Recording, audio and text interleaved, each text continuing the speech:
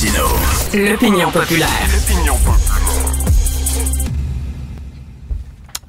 C'est la 20e édition du North America Airport Satisfaction Study de la firme d'analyse J.D. Power, et il y a plein de gens qui ont voté l'aéroport Montréal-Trudeau parmi les pires en Amérique du Nord, en avant-dernière position. Alexandre, tu me disais, toi, tu trouves beau l'aéroport? Ben, écoute, c'est vrai que c'est amélioré, les restaurants, puis tout ça, t'as plus d'offres, là. Ça embellit, ça a vraiment embelli. Oui. Je trouve, tu sais, il y a vraiment, comme tu le dis, une belle offre de resto. Tu sais, t'as les grandes vitres qui te permettent d'admirer les avions qui décollent. Tu sais, quand le soir, le soleil se couche, tu sais, tout devient orangé à l'intérieur. Moi, je trouve ça super beau. C'est vrai, Stéphanie, il est mieux qu'il était, là. Ah non, c'est vrai. Il y a une belle offre, tu sais, pour faire passer le temps, là, justement. On arrive tout le temps 3 heures d'avance, puis on profite des installations. Oui, puis le truc, là, sans douane, sans le duty free. free. Le duty free est super, puis tout ça, là. Par contre, je sais pas si c'est moi, mais ça prend du temps pour avoir tes bagages sur le carrousel. Ouais, ça vrai. t'attend en tabarnouche. Et toi, tu disais les petites navettes? Ah oui, les navettes, là, quand tu t'en vas dans le sud pour une semaine, puis finalement, il n'y a pas de... Il n'y a pas de passerelle. Oui, il n'y a pas de passerelle. Donc là, il faut que tu es en T-shirt parce qu'évidemment, tu n'as pas amené ton manteau d'hiver pour aller dans le sud. Il fait moins 30, puis là, tu es pris à prendre la petite navette pour essayer de te rendre à l'avion. C'est pas... Pas évident. On va en parler avec M. Jacob Charbonneau, président directeur général et cofondateur de Vol en retard. Qu'est-ce que vous pensez de ce classement, M. Charbonneau? En fait, c'est drôle parce que cette semaine à Montréal, j'ai assisté à 2 conférences. Puis dans les 2 conférences, le thème commun, c'était l'expérience utilisateur. Okay. Comment est-ce qu'on améliore l'expérience utilisateur? Puis au Canada, que ce soit au niveau des aéroports, que ce soit au niveau des lignes aériennes, la ponctualité de nos lignes aériennes, que ce soit le service des lignes aériennes ou que ce soit même au niveau de l'Office des transports du Canada, on a une très mauvaise expérience utilisateur. À l'Office, on attend près de 2 ans pour avoir une réponse. Au niveau des ponctualités, on est toujours dans les derniers classements. Et dans les aéroports, cette fois-ci, ben là, Montréal se classe avant-dernière pour les moyennes ou du moins les grandes aéroports, mais Toronto est aussi avant-dernière pour les très grands aéroports. Ah oui. Puis, dans les moyennes aéroports, c'est Edmonton et Ottawa qui est à la fin du classement.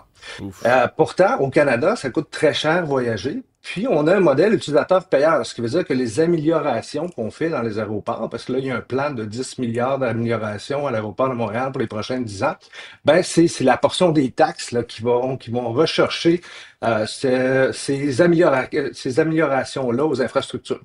Qu'est-ce qu'ils veulent améliorer à l'aéroport de Montréal? En fait, il y a le gros projet qui touche le REM. Il y a toute l'accessibilité là, des autoroutes, les parkings. Donc, il y a plusieurs projets là, au cours des prochaines années pour d'amélioration là, au niveau de l'aéroport de Montréal. Ah, les parkings sont complètement vétustes. Là. Vraiment, là, le stationnement à étage devant l'aéroport, là, c'est épeurant. Oui, moi, je me demandais, M. Charbonneau, là, parce qu'on le trouve quand même beau, notre aéroport. Puis, tu sais, oui, il faut l'améliorer. Le débarcadère, on se comprend, il y a une grosse partie de 10 milliards qui va là-dessus parce que c'est la folie furieuse, le niveau trafic.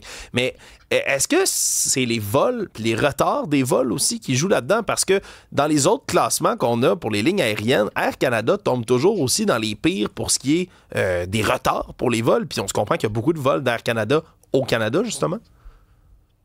Oui. En fait, ce qui a été évalué là, au niveau du sondage de J.D. Power, c'est vraiment au niveau de la facilité d'accès, les effectifs, donc le service qui est offert, l'offre qui est offerte. Là, évidemment, l'offre s'améliore d'année en année là, au niveau de l'aéroport. Mais le bâtiment aussi, le bâtiment extérieur, quand on arrive à l'aéroport, c'est pas le plus joli des bâtiments. Donc, évidemment, tout ça le rentre en ligne de compte. Et les délais de sécurité.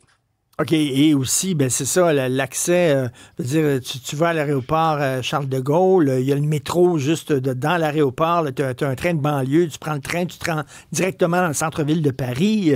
Même chose avec Tokyo, c'est formidable, c'est connecté au centre-ville de Tokyo. L'aéroport là-bas, l'aéroport de Montréal, ça n'a pas de sens.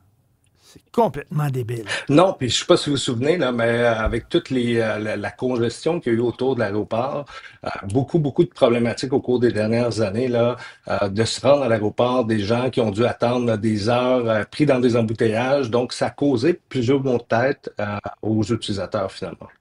Oui, oui. Ben, les chauffeurs de taxi m'en parlent souvent. Là, eux autres, ils doivent mener des passagers à l'aéroport, puis ils sont pognés des fois quasiment pendant 1 heure. Les gens sortent du taxi, puis font le reste du voyage à pied. Ouais. Est-ce que vous croyez, vous, M. Charbonneau, que c'est... Là, vous parlez utilisateur-payeur, clairement, c'est un problème, mais est-ce que vous y croyez, vos améliorations qui vont être amenées, que cet argent-là, ou il y a d'autres affaires à améliorer plus prioritaires, selon vous? En fait, je crois qu'effectivement, il faut faire des améliorations. De l'ordre de 10 milliards, évidemment, c'est des gros montants.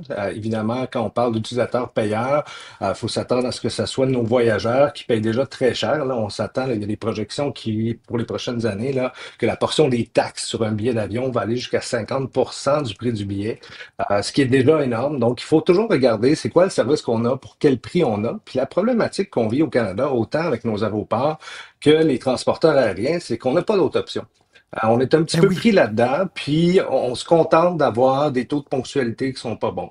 On se contente d'avoir des niveaux de service qui sont pas à la hauteur de ce qu'on peut voir avec nos voisins du Sud ou en Europe, par exemple. Et c'est comme s'il n'y avait pas suffisamment de pression au niveau gouvernemental pour changer la donne. C'est la même chose avec l'Office de transport du Canada. Donc, quand on fait une plainte, là, puis que le procès doit attendre 2 ans pour obtenir un jugement, c'est des délais qui sont terriblement longs. Tout à fait, complètement. Merci beaucoup, M. Jacob Charbonneau, président directeur général, cofondateur de Vol en retard. Merci.